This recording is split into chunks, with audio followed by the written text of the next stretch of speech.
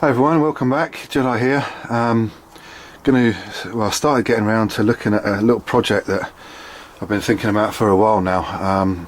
What you're looking at here is 100 cartridge 50 cal ammo tin that I picked up a little while back. I've got plans for this around making it into a portable kind of cooker, stove kind of system. You've probably seen a couple of videos on YouTube already around these things, but I think they're a blinding little package. They're not too big, not too small. They're ideal for, you know, maybe 1, 2, 3, 4 people at the most, you know, to cook on and boil water on and stuff like that. It's not really going to be for when I go into the woods, you know, for a real lightweight kind of moving about kind of trip, but maybe when I'm going fishing or something along those lines, I can stick this in and just carry it down with me to the lakeside or to the riverbank.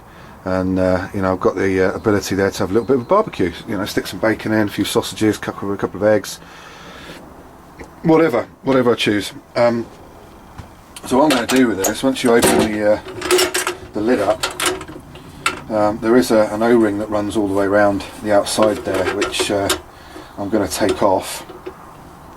It doesn't need to be watertight necessarily. I'm not planning on having it as you know, kind of a watertight container as such. It's just there to act as a shell, a barbecue shell if you like. It's not going to be sitting out all day into the rain and all that kind of business. So I'm going to go through the process and take through the process of fixing this up to become a bit of a barbecue cooking grill type thing. I've got some sheet metal here that I've picked up, both corrugated, not corrugated, but you know what I mean, this stuff here, which can act as a grill top. This is 1/2 mil thick stainless steel. And I've also got another length here, which is the plain stuff, and I'm thinking about making some kind of arrangement. If I can just fit this in here like that, so almost as if I've got sort of like a frying section that's solid stainless steel, and then kind of a barbecue section just here, which will let me kind of do the sausages and stuff like that on, and you know, I can do burgers and fry eggs on, that type of thing. So the other thing that we've got is once we settle that up, and I'll show you how this again will work. It's going to be cut down to size absolutely perfectly so that I can get my sort of GI stainless steel mug on there, because this, as it happens, first of all, once the handles are all folded up, fits absolutely perfectly down into the side. You can see that all right, down into the side, that tin. So it's an ideal way of carrying that around as well. I don't tend to use this one as much as I used to, because I've got the GI Glacier or the Tatonka mug. But when you fold these handles out, and these are nice long handles, this sits down right on the edge like that, absolutely perfectly. So I've also got the idea to make this section, which is the see-through mesh part of the stainless steel, fit up to that point. Maybe a little bit less. So what that's going to enable me to do is just have the option to just run the grill section, and I've got a nice little place where I can keep feeding in fuel to the barbecue or the fire, briquettes, that sort of thing. I can put water in there to boil water, nice and easy. It's an option. It means I don't have to carry another pan. I can do lots of other different cooking in, you know, I mean, there's so many YouTube videos out there that show how many different things you can cook in these things. So that's just another option. And the handles hang nicely over the side so that it's not going to get in the way. And also, you know, once that's done, that's the basic area of the what I'm going to have available for the hot plate as such. So I can, you know, that's big enough for a burger, you know, burger patty. I might make it a little bit smaller like that. You know, something along those lines. So that's basically the first part of this video, is just to show you sort of the concept of what I'm going to do with it.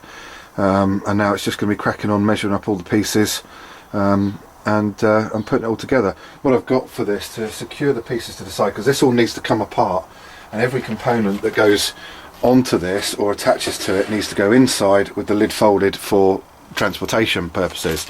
So I've picked up a few of these nuts and bolts.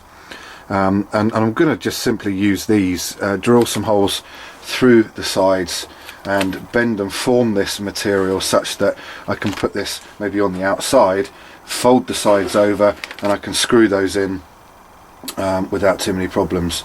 You know, just one or two screws should do it, and it should be relatively easy to put together. So I'm just looking at having one here, one here, one here and one here. Put the first bit on, hold it upright, screw everything in place, fold the thing down, hands underneath, screw the next bolts in place, and then just have maybe the hot plate sitting on top of these bolts, but still removable, nice and easy with a multi-tool. So there we go, that's the first part, and I'll just crack on and measure bits up, and I'll show you how we get on as we go along.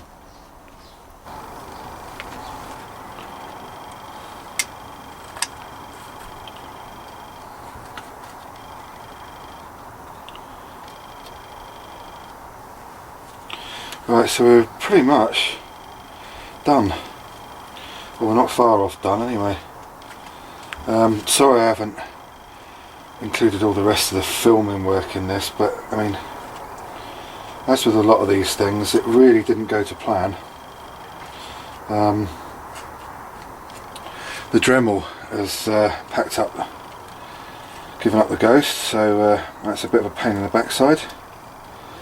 I'll have to nip out and get another one of those at some point. But I guess this is the moment of truth. I've got all the bits cut down to size. This wasn't too much of a problem, but this one was a pain in the backside because of the Dremel giving up. Had to do all of it with a hacksaw, and it's a lot of shifting around and turning bits one way and turning bits the other on the Black & Decker workmate sort of thing. But we finally got there, so I've just tidied up the edges on this one. I mean, I wouldn't say it's particularly nice, so I'm going to have to do a bit of file work on that just to get rid of the really sharp bits, but for now that'll do. And that's the hot plate ready, so let's see how this little bit fits on here. You beauty. Oh, that is absolutely spot on. Maybe a little bit of an adjustment needed, but not much. I'll tell you what, that's going to be a cracker. So that then enables me to put my cup on like that, which is exactly how I wanted it to be. I haven't taken the O-ring out of here, out of the back bit yet, but that's absolutely perfect. That's now given me the option to have the grill going. I've got somewhere I can get underneath and put the I'm not sure how long this is going to last, I must admit. It's 1/2 mil thick mesh stainless steel, but I'm not sure exactly how long it's going to last. But you know, this is something that I've just thrown together. This is just what I've got in the shed, ready to be worked with, and for my mind that works beautifully. There's enough room to get, you know, a couple of bits on there just to cook them off. The cup sits beautifully, and let's see how this little baby goes on.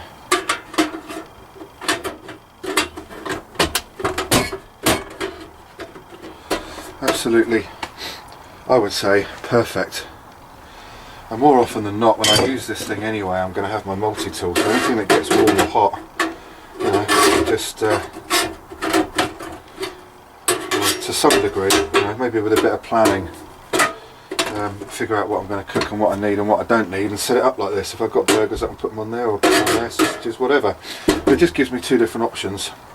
You know, no reason why I can't put that on there. So yeah, I must admit I'm pretty happy with that. I'll tell you what, I'm just going to take the glove off that I've been working with and handling with, and just give you a little close-up. So it's not absolutely finished completely yet. I need to do a little bit of work around the edges, just tidy those up, file them down a little bit, and as you can see in there, without me hiding the light, the black ring just here needs to come out, but it looks fairly neat and tidy around the edges ish. And the hot plate, just move that out of the way a little bit, but I put the ends inside the ammo can, I thought that would finish it a little bit nicer and allow each piece to slide in, and overlaps nicely there. What you're seeing is the shadow, so yeah, I must admit I'm pretty pleased with that. I think it's going to work quite nicely. So that's another little project out of the way. Let's say, sorry I didn't show you all the cutting and all that kind of business, but to be quite honest with you, it's been such a pain. I thought rather than, you know, running outside to the Black & Decker and then running back inside with the camera, I've just kind of got on with it. And pretty much all of that has been done with just the hacksaw and the multi-tool. You know, two nice easy bits of kit that you can have laying around in your shed and that kind of business. So thanks very much guys, thanks for watching, thanks for joining me. As I say, another little project out the way. Hopefully I'll catch some more on film for you. See you in the next video.